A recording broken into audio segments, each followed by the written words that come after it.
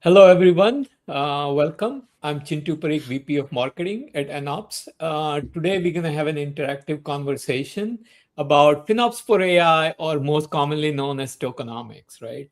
If you hear to FinOps Foundation, they're saying AI is following the same path as cloud did, but more importantly, the clouds compared to cloud spend, AI spend is 10x already and is growing very rapidly, right? Today, I'll be joined by Parvinder Singh from AWS, is a senior SA, and he specializes in Gen AI and works with ISP vendors such as FinOps and JT Giri, our founder and CEO. JT has been building for cloud since early days of EC2, and I think it was in beta.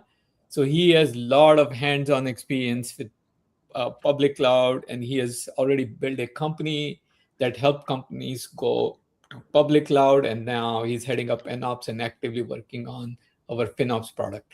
So today we're going to explore what's changing, where teams are struggling, and what practical steps that leaders like you can take right now to better manage your cloud spend, get a better visibility, and more importantly, how do you prevent the AI cost runs, right? Drop in your questions as we chat, as we go, and we'll keep it conversational. Let's dive in and get going. So I think the first question I have is for Parvinder. Uh, Parvinder, what are like AWS customers? You interact with so many ISVs and the customers. What are you seeing today when it comes to AI cost management? Would you like to share some thoughts, please? Yes, first of all, thanks for inviting me. I'm pretty excited to be joining with JT and team. But coming back to the cost management, now if you see the AI cost management, it's becoming an industry-wide governance challenge, and we have all the data pointing it towards it. And there are a few reasons behind it. But before we go, let me share some anecdotes. According to a McKinsey survey they did recently, they had found 93% of the enterprises they've already exceeded their AI budget. Now, again, to point it out, to the giving an example, Uber gave roughly 5,000 of their engineers access to Cloud Code, and that was December of last year. But April of this year, they have used entire AI budget on that tool. Now, the reason you just mentioned on the cloud ops traditionally, and because it's a little different on the AI ops, in cloud FinOps, the ops part or the control was mostly done with the ops teams. But with AI, what we are seeing, it's the developer and the agentic workload driven consumption. And that's pretty different. And again, McKinsey also found out that 60% of the agentic AI cost goes to responses, refinements, retries, loops. So the entire landscape is changing. And to your point, yes, the reason it's changing because it's different from the traditional cloud ops. So going back to your point, that's what we are seeing. The spend and governance is a challenge, but there are reasons behind this. And that's why I'm pretty excited for today's discussion, that how NOps is a pretty pivotal bridge in between that cost and how we can help. Thank you. So you're saying because of widespread usage compared to cloud, and that it's not just cloud ops or infrastructure teams, right? Marketing is using it, software developers are using it, Exactly. customer success is using everybody. Yeah. So it's It's the very usage driven, but with AI usage driven, and the control is getting something which is the line is getting very blurry, like who is using how much, what, where it's going. and then the agents too, right? Exactly. Yes. Okay. So moving on to kind of JT, where do you like it's a big challenge, right? And everybody's kind of now getting we have passed that token maxing. So how does AI NOps help with the visibility, which is one of the first challenge an organization faces, right? Like there's fragmentation of different usage of different LLM models, their agents, different platform being used.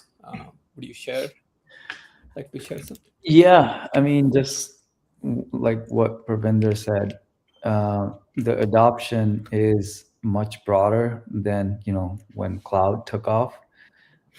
It's not just engineering, but everyone is leveraging AI as much as engineering. We were talking to enterprise customers. I won't name any names. Chintu, you were on a call with me Yeah. yesterday.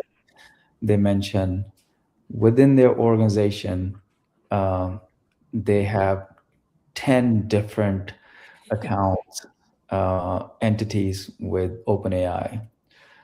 Now that's very, like, typical of how, like, these things take off. Like, this used to happen in early cloud days. Um, so it's like, it's not that AI spend is bad. Obviously no one is saying that. It's just that we don't have an understanding of, who are the different teams who are spending money and on what initiatives. And what I see over and over is, just if you could just start there, understand, just try to allocate, your AI spend, and have ownership and accountability. That right there is like huge progress and huge step forward.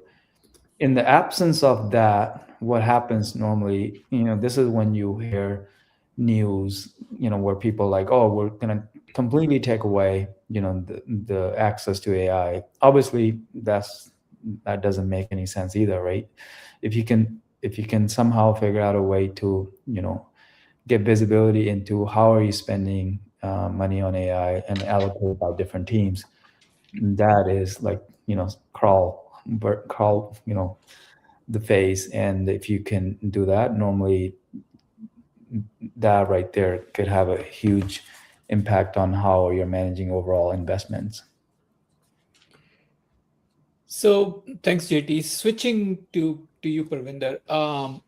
AWS is very much involved in this, and we've been working with you guys since the early days, right? And things have evolved on the AWS too, Yeah. with Bedrock and open source model. You guys support a lot of different models, and also, so how does you want to share some, like, at the platform level? How are you helping organization to manage the AI costs, right?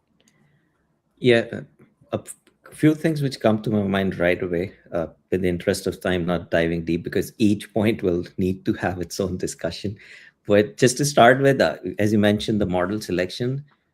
Now, Amazon or Bedrock gives the multitude of models ranging from OpenAI to Anthropic to Meta. But with those models also comes to JT's point that everyone's using it and how they're using it. But choosing the right model for the task is the first lever which everyone should start looking at. If you're doing a classification or extraction, a smaller model will do. Like, it doesn't have to be the shiny object, like, which has to be pretty new or a big one. But if you're doing reasoning tasks which needs more capacity, go for a bigger model. Customers should also start leveraging the intelligence prompt routing mechanisms within Bedrock. So what it does, it analyzes the complexity in routes and points it to the most cost-effective model. Then comes the throughput mode, on demand for good for variable workloads, but go with provision throughput. It provides the predictable pricing once you have a consistent baseline. And coming back, I would want to point it. This is where NOps also comes in and bridges the gap, that it can identify when the cross team or the cross pollination of the threshold is getting away or out of hand. Cost and usage report, a very important tool which everyone should start using it. It can provide a per invocation, per model token level data. So these three right away, if customers are looking at it, they should start looking at building on top of all these. No, that's awesome. JT, you wanna comment on what Parvinder is saying? Like, we support a very large, all the different platforms and we bring everything together. But it's specifically, how do we kind of tie into the AWS platform, right? Yeah, in general, when, let's take an example, engineers, when they're developing software, their number one priority is to get the product out, get the feature out. And you know they're not that concerned about the type of model they're using and things like that. And rightfully so, right? Like we have always trained engineers to really just focus on delivering features and reliability and all that. However, what we notice is if you can provide visibility into, how the engineers could actually optimize their costs, engineers normally would take action. And I normally feel like that's the missing piece. And if you can provide like actionable insight to engineers as part of their workflow, I notice the behavior changes and people are able to select the right models. And many times, you're producing the same output and you're reducing cost by maybe 30-40%. So it's just, Chintu, this is just where we're at as an industry. This thing just grew very rapidly and obviously very beneficial as far as how we actually work. Now we just need to build workflows and and bring some mechanisms that's going to help us to also have a good handle on what type of models we're using and also factor in the cost impact. That's awesome. JT, so I think you addressed some of this, right? We'd love to kind of see the demo, but we've been working quite a bit on getting not only visibility, but setting budgets, and more importantly, detecting anomalies very early, unit economics, right? All of those things.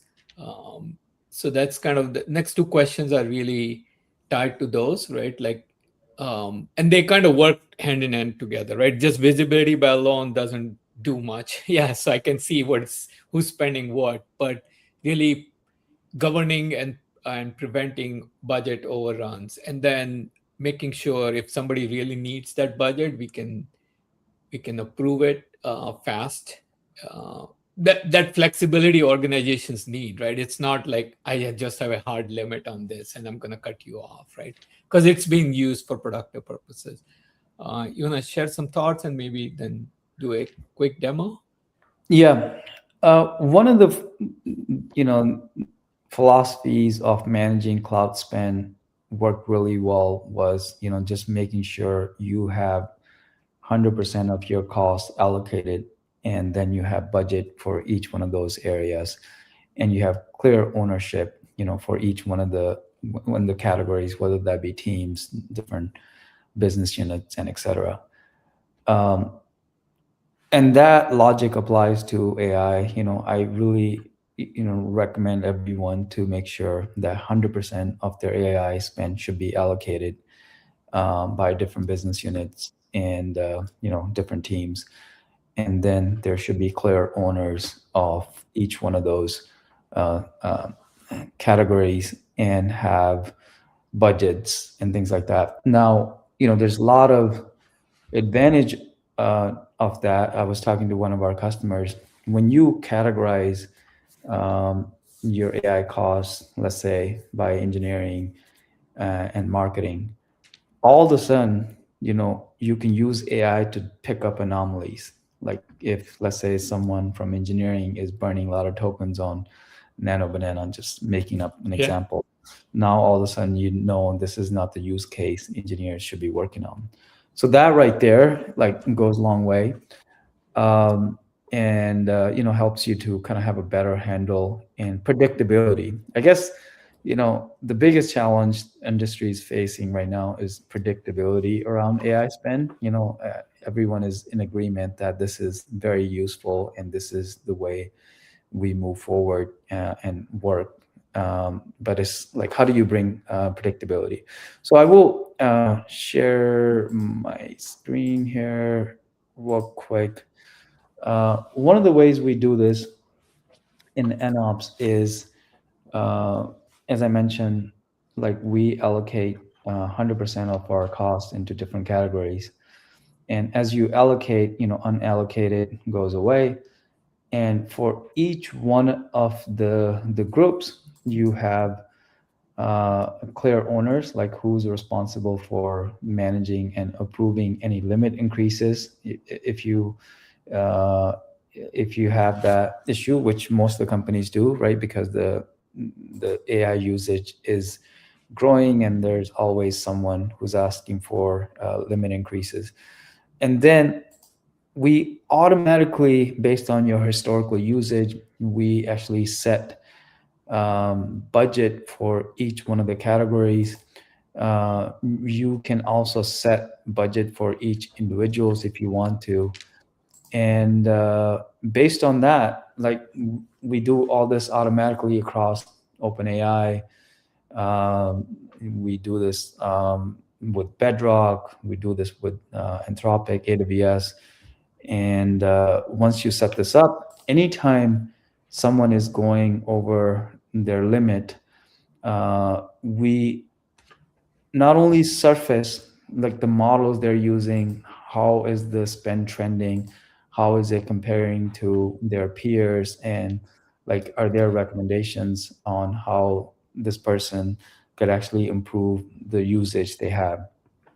And as you know, Chintu, like from the customers we are working with, that right there, once you have enough guardrails like this, AI spend all of a sudden becomes a lot more manageable, and many times you end up reducing the cost, and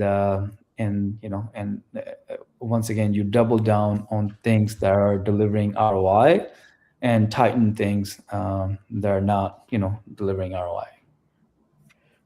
Oh, that's awesome. So you're like we are bringing the accountability down to the user level, right? Like, and not only that, it's not just accountability, letting kind of if that employee needs it, right? They can share their comments. The manager would know what the employees is working on, and then also show the manager would see how is this trending, what are they spending, what model they are spending on, and then really give them a full context for approving. And then the CFO can join the platform, and they can look at why manager approved certain things or not. Yeah. And then the budget, if they're tracking in line or they're going overrun. But I think that's a very big step in kind of controlling and managing the AI costs, right? Yeah, one point on that note. So basically, when you set up cost allocation in NOps,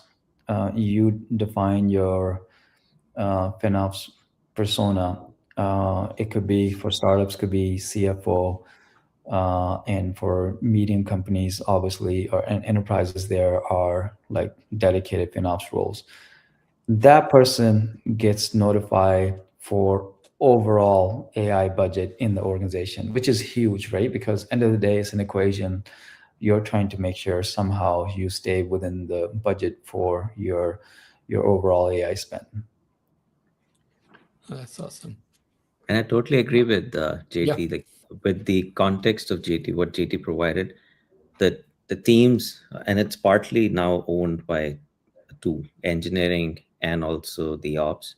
So engineering's going for should go for prompt caching, batch inferences.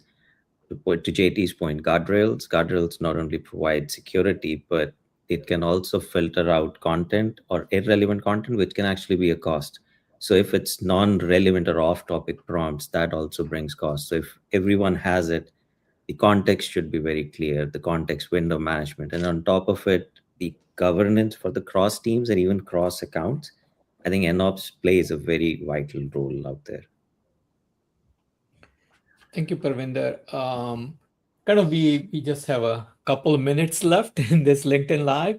I think so for listeners and the viewers, right, of this LinkedIn Live, how do NOps and AWS work together? And then how can they best leverage this relationship, right? The end goal is, right, am I driving more value out of my AI spend? Am I spending it in who's spending what, unit economics and whatnot? You mind sharing some closing thoughts, please? I can go first, from the, Yep. if you don't mind.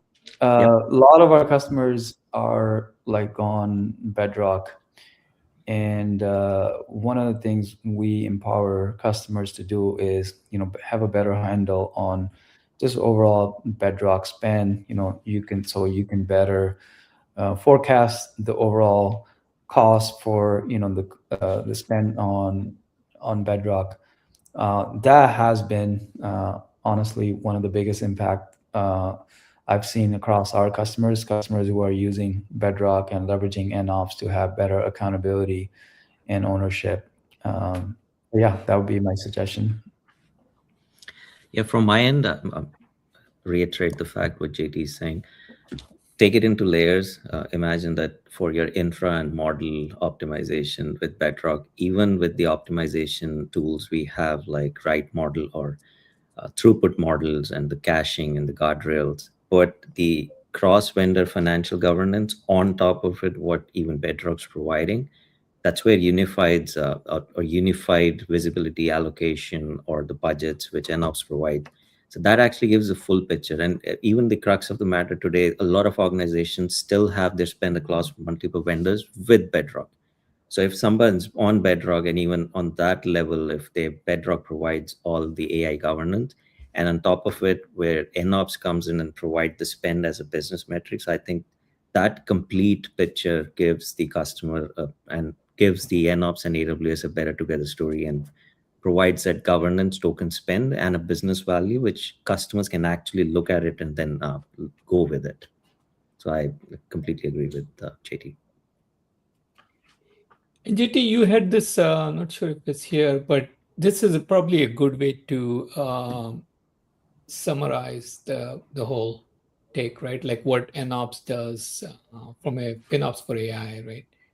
Yeah, Closing thoughts on this, and then yeah, absolutely. So in nutshell, as I showed in the demo, we ingest all the billing data. We ingest from OpenAI, Anthropic, Bedrock, and then we help you to allocate that cost by different teams, different business units.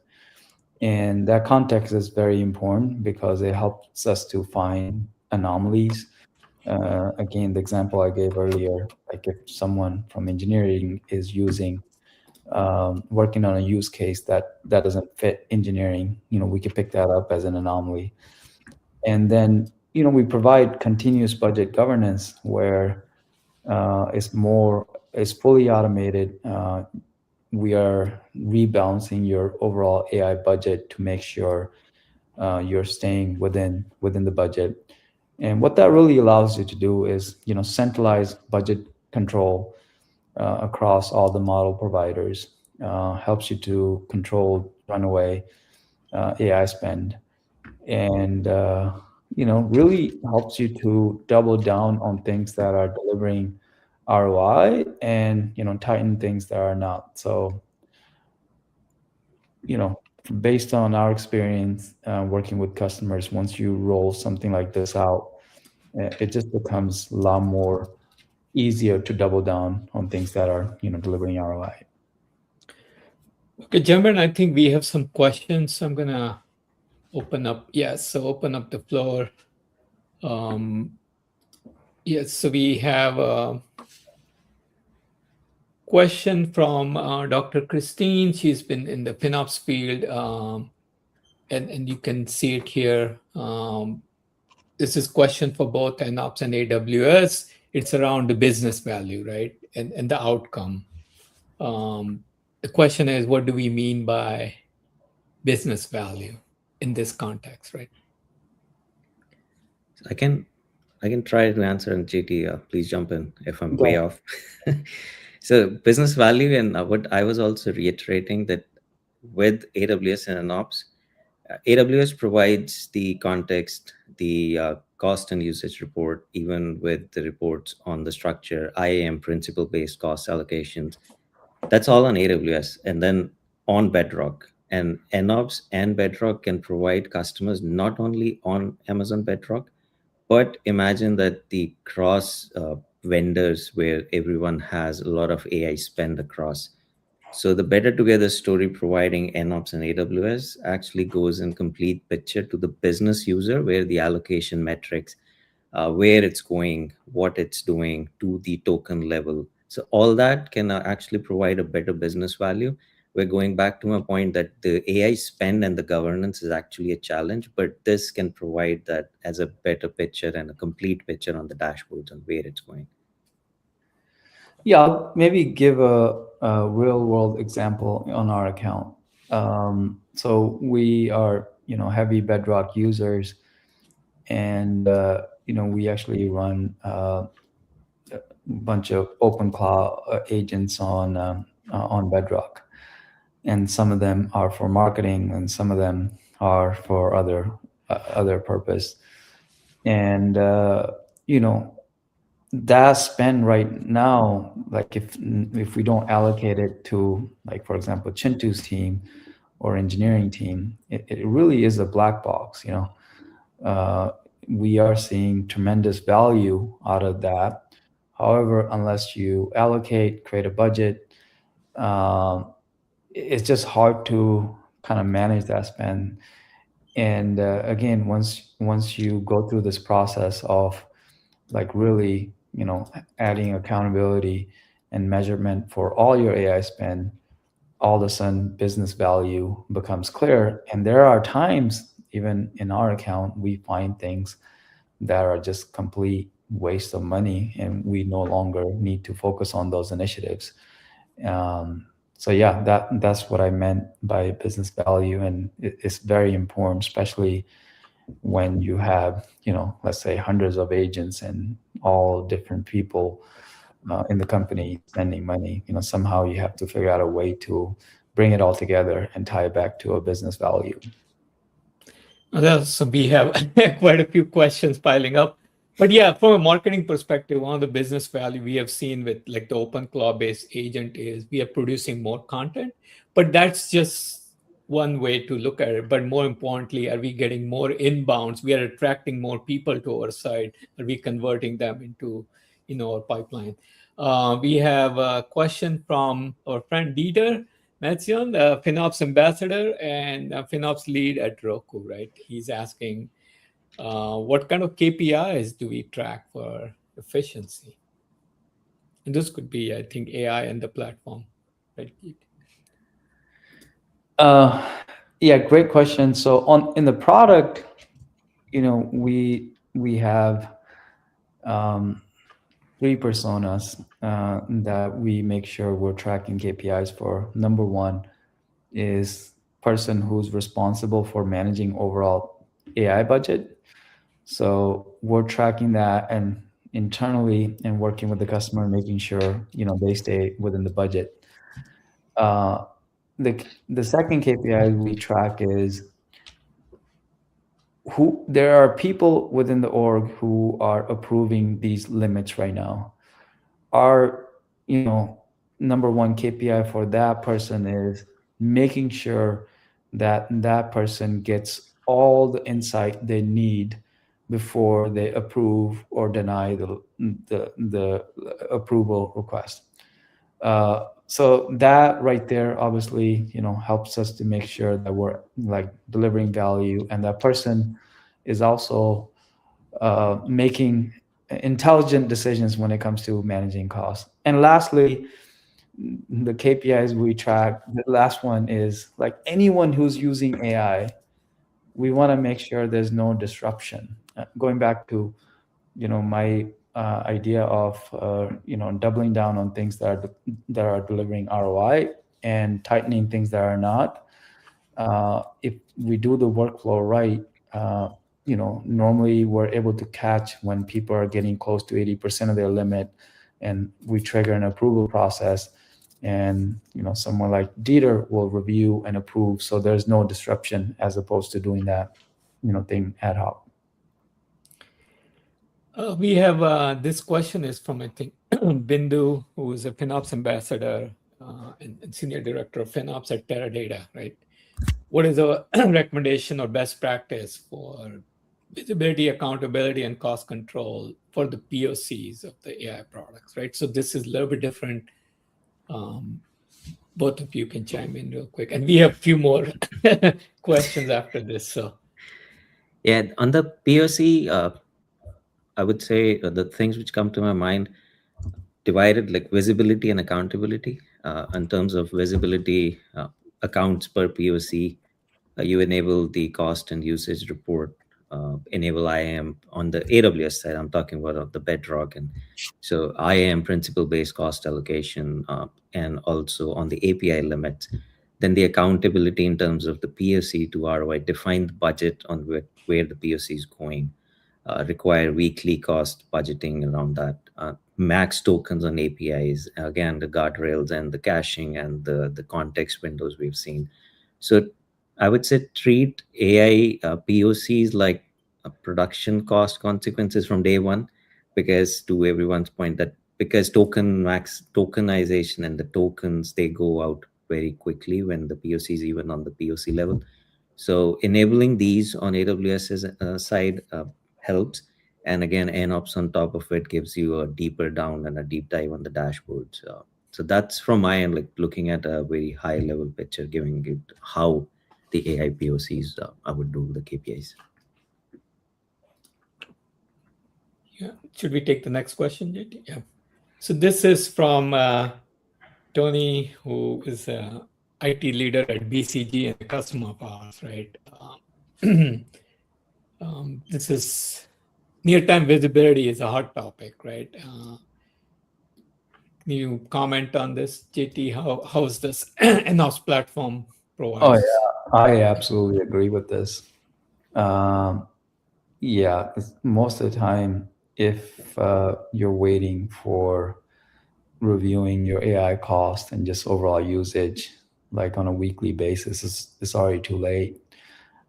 We are monitoring real time, and every alert any workflow we trigger is within like 30 minutes to an hour, and that's honestly the stage we're in as an industry. Like this stuff is evolving rapidly, use cases are changing rapidly within the organization, so you absolutely need to have this real time. And yeah, we process all the data and trigger workflow within 30 minutes to an hour. Yeah, so next question is for both of you from Ray Collins. He's a FinOps practitioner or tokenomics practitioner. Who have you seen in the organization that's kind of responsible for optimizing AI spend or tokens, right? This is early days, but what are your thoughts?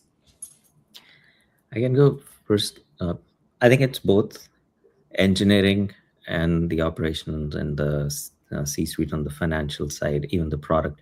So it's like a combination. Engineering, they would own the layer of optimization, where model selection, prompt optimization, caching, content management, that context management would go in. Then who will own the guardrail side of things? To JT's point, as going back to our discussion, budgets, the attribution, anomalies. So I think it's a combination of the organization now, as we discussed. It's not the traditional cost optimization or the AI or the cloud optimization. So it's actually not one, but everyone's involved, engineering and the ops. So that's my take and our take on that. So JT, if you want to add more. Yeah, I feel like the dynamic is exactly the same. So you have this finance persona who is obviously highly motivated to stay within budget and optimize and reduce AI costs. So we see that. However, normally, this persona does not have, um, the access or the knowledge of different workloads to have an impact. So they put pressure on engineering to reduce costs or on other areas. And then what I'm noticing is like normally, sometime like head of engineering, even many cases like DevOps people, and obviously if there's an established FinOps org within the company, then those people are taking the responsibility. But it is very fluid, but at the same time, it resembles how we manage cloud cost. Yeah, I think more and more FinOps, if you look at the data presented by FinOps Foundation, right, 98% of the FinOps practitioners are now saying they're managing, right, the AI calls, and many times, like Parvinder said, with their counterparts in engineering or AI, right? So it's a collaborative thing that is very rapidly evolving, and then finance persona, like JT said, is the most interested one. I think we are over, but thank you both of you. Great questions, and yeah, if you have more questions, please feel free to comment on our LinkedIn post for Or this event, reach and out we'll direct- answer them. Please Yeah, reach out directly if you have any questions. yeah. Love to And recap. then in Seattle, we have a live in-person event with AWS, right? So here's the QR code. Please join us there if you are in the area or you live in the area, right? We'd love to kind of meet you in person and answer the questions and share our insights. Thank you. Thank you. Thank you.